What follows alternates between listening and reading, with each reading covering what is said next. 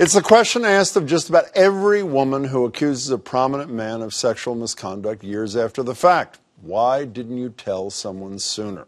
Senators asked Supreme Court Justice Clarence Thomas's accuser, Anita Hill, that question 27 years ago.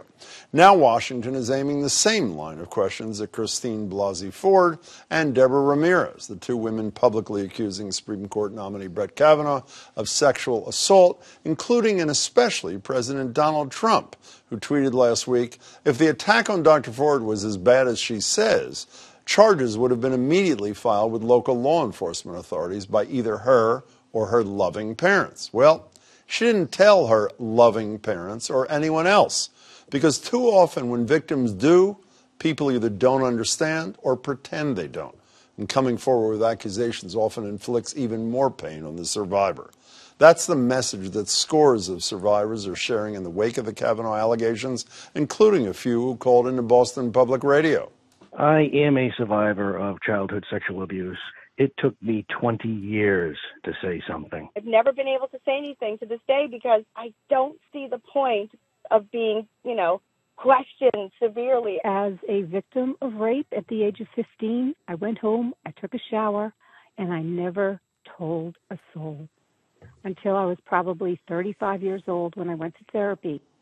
Thousands more are sharing their stories on Twitter using the hashtag #WhyIDidn'tReport to share their reasons for staying silent. Like Allison, who tweeted, "I was 16-year-old the first time I was raped. I didn't understand consent, rape, and thought it was my fault." And Mike, who wrote, "Because I was afraid no one would believe me, because it was a beloved priest." And Miss Michigan, Emily Sayoma, who said, quote, "Because I'd never seen a survivor come forward and be treated with dignity, so why would I believe my case would be different?" Why should any victim of assault believe their case will be different when their president attacks them while treating their alleged abusers like this? Judge Kavanaugh is an outstanding person, and I am with him all the way.